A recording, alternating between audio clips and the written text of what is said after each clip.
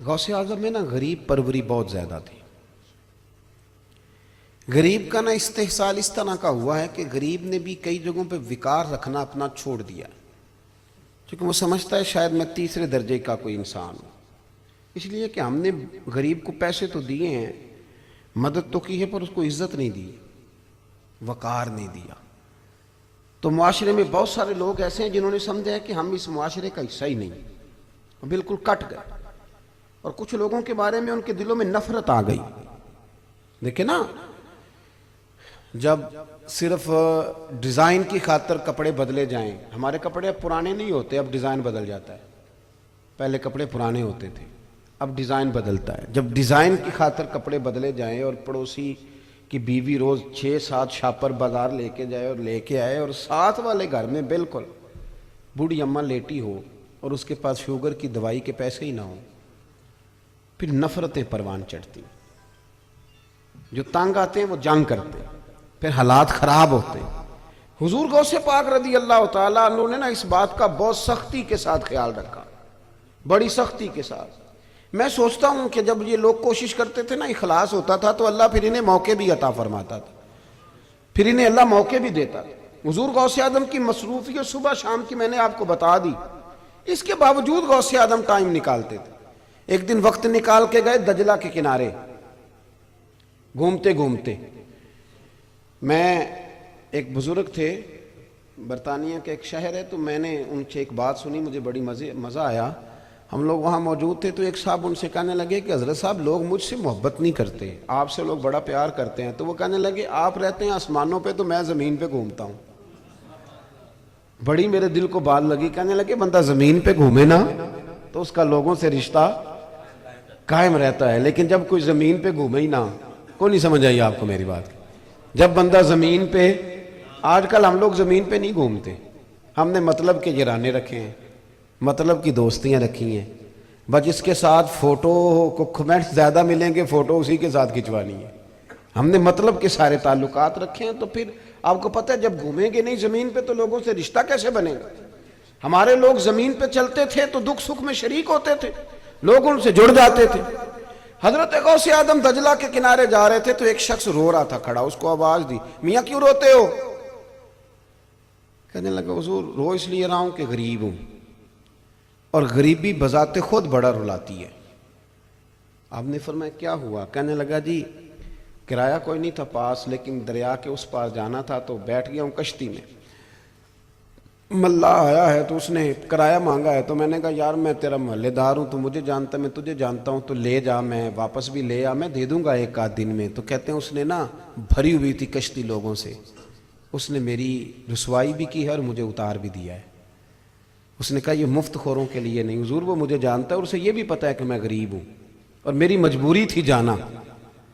پتہ ہے نا آپ کو ہم کتنی تفتیش کرتے ہیں جب کسی کو 10 روپے دیتے ہیں. 10 روپے دیے ہیں اور 100 بات بھی ساتھ کر دی ہے، چنگا پلا ہے کام کریا کر، آ تینوں کام لاواں، یہ 2500 باتیں بھی سنائی ہیں اور دیے 10 روپے. کہتے ہیں اس نے اتار بھی دیا، الٹا رسوا بھی کیا ہے. غوث اعظم فرمانے لگے تو یہیں ٹھہر، میں ابھی آیا.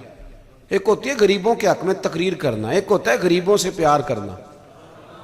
غریبوں کے حق میں تقریر تو پاکستان کا ہر سیاستدان بڑی اچھی کرتا ہے، بڑی شاندار، اور کئی تو رو بھی پڑتے ہیں غریبوں کا نام لیتے لیتے، رو پڑتے ہیں، لیکن پس منظر میں پھر وہ چیزیں نظر نہیں آتی. آنسوؤں میں بھی ہوتی ہیں، تقریروں میں بھی ہوتی ہیں، لفظوں میں بھی ہوتی ہیں، پر عملاً ماحول وہ نہیں ہوتا. حضور غوث اعظم گھر گئے، 100 دینار لائے. اتنی دیر میں وہ ملا کشتی واپس لے کے آ گیا تھا، اس کو بھی رسوا نہیں کیا، اور اس غریب کو بھی یہ نہیں کہا کہ فکر نہ کرو میں نے غریبوں کے لیے فلانا کام کر دیا ہے، کوئی کسی قسم کی ڈینگیں نہیں ماری، بلکہ ملا کا ہاتھ پکڑا تو کونے میں لے گئے. 100 دینار اس کی مٹھی میں تھمایا، فرمایا یہ پیسے رکھ لے، اور آج کے بعد کوئی غریب لاچار تیری کشتی میں بیٹھے نا تو اسے عبد القادر جیلانی کے کرائے پہ سفر کرا دینا، اور جب پیسے ختم ہو گئے مجھے بتانا، میں دوبارہ دے دوں گا. لیکن کسی غریب کو آج کے بعد رسوا نہیں کرنا. یہ مزاج تھا، یہ شوق تھا، اور یہ اگر بندہ پیدا کرے تو پیدا ہو جاتا ہے. یہ طبیعت انسان بنائے تو طبیعت.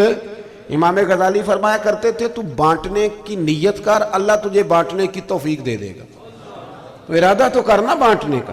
حضور غوث اعظم رضی اللہ تعالیٰ عنہ حج کے لیے جا رہے تھے، آپ نے جب سفر کا ارادہ کیا تو ہر گلی سے ہر چوک سے لوگ نکلنے لگے آپ کی زیارت کے لیے۔ گھوڑوں پہ سفر ہوتا تھا، اونٹوں پہ سفر ہوتا تھا، تو کچھ جگہوں پہ پڑاؤ بھی کرنا پڑتا تھا، کیونکہ اللہ نے انہیں بڑی ہی شان عطا فرمائی تھی۔ کچھ لوگوں کا نام جانے کے بعد ہوتا ہے، کچھ ایسے شاندار ہوتے ہیں کہ زندگی میں بھی کیا ہی بات ہے، زندگی میں بھی ان کی جو اللہ تعالیٰ انہیں وقار دیتا ہے وہ اپنے خاص فضل سے عطا کرتا ہے۔ حضور غوث اعظم کی حیات میں بھی لاکھوں اور ہزاروں لوگ چوکوں میں کھڑے ہوتے تھے صرف زیارت کرنے کی غرض سے، یہ اللہ نے انہیں شان عطا فرمائی۔ آپ نے جب رخت سفر باندھا تو ظاہر ہے کئی جگہوں پہ پڑاؤ بھی ہونا تھا، ٹھہرنا بھی تھا۔ ایک گاؤں تھا، اس میں دائیں بائیں کے سارے گاؤں، وہ گاؤں سب لوگ آپ کے مرید تھے۔ تو غوث اعظم رضی اللہ تعالیٰ عنہ کے سارے مریدوں نے اپنی اپنی حویلیاں سجا دی کہ حضور غوث اعظم رضی اللہ تعالیٰ آئیں گے، ساتھ بڑا لشکر ہوگا، لنگر پکے گا، یہاں رہیں گے۔ ایک اس گاؤں میں غریب مرید بھی رہتا تھا۔ کون سا مرید جی؟ جی، غریبوں کے لیے ٹائم مخصوص ہوتا ہے پیروں کا، مریدوں کے لیے سر عام، امیروں کے لیے سر عام ملاقات ہوتی۔ ان کو کہتے ہیں تو ابھی آ گیا ہے، تو جمعرات والے دن سویرے 8 بجے آ، یہ مخصوص ہوتا ہے۔ حالانکہ غریب تو ورکر بنتا ہے، وہ تو بڑے کام کرتا ہے، اس کو اگر آپ قریب کریں گے تو بڑی جگہوں پہ وہ فائدہ دے گا۔ حضور غوث اعظم رضی اللہ تعالیٰ عنہ غریب مرید تھا آپ کا، وہ کہتا ہے میری ایک کی بیٹی تھی، وہ بھی جوان تھی، اور میں اتنا غریب تھا کہ میرے پاس گنجائش نہیں تھی کہ شادی کر سکوں، تو میرا گھر بھی چھوٹا تھا، میرا ارادہ ہی نہیں تھا دعوت دینے کا، چونکہ میں حضرت صاحب کو رکھ ہی نہیں سکتا، ان کے ساتھ ڈھیر سارے لوگ ہوں گے۔ کہتے میں خاموش تھا کہ جب کسی حویلی میں ٹھہر جائیں گے نا تو زیارت کرنے جاؤں گا، چپ کر کے اندر بیٹھا تھا۔ مجھے تو تب پتہ چلا، یہ شیخ محقق نے لکھا ہے اس کو، زبدۃ الاثار، کہتے ہیں پتہ تب چلا کہ جب میرے دروازے کے آگے شور شروع ہوا۔ ادھر دیکھیں میری طرف، دروازے کے آگے، کہتے ہیں جب نعرے لگنے لگے، غوث اعظم کا ذکر ہونے لگا، تو میں نے جھٹ سے دروازہ کھولا تو شیخ عبد القادر جیلانی میرے دروازے پہ کھڑے تھے۔ فرمانے لگے بیلیجا دروازہ کھول، تیرے ہی گھر رہنا ہے، تیرے ہی گھر رکنا ہے۔ فرماتے ہیں حضور غوث اعظم میرے گھر تشریف لائے تو میں تو چائے بھی نہیں پلا سکتا تھا، لیکن حضور نے خود ہی بندوبست فرمایا، دیگیں بھی پکنے لگ گئی، خود ہی سارا بار کناتیں بھی سمجھنے لگ گئیں، تیاری ہو گئی، لوگ آنے لگے، لنگر پکنے لگے۔ بس ان کی وجہ سے میرا بھی کام بن گیا، مجھے کوئی نہیں جانتا تھا پر میرا بھی ذکر چل نکلا۔ کہتے ہیں کہ بڑے بڑے مرید آئے نذرانے لے کے، کوئی چاول لا رہا ہے، کوئی کپڑے لا رہا ہے، کوئی نگد پیش کر رہا ہے، جو لاتا گیا نا غوث اعظم رکھتے گئے، جو لاتا گیا غوث اعظم رکھتے گئے۔ کہتے ہیں رات میرے گھر میں رہے، فجر کے بعد اگلا سفر کرنا تھا، کھانا بھی خود پکوایا، کھلایا بھی خود، میری شان مفت میں بن گئی۔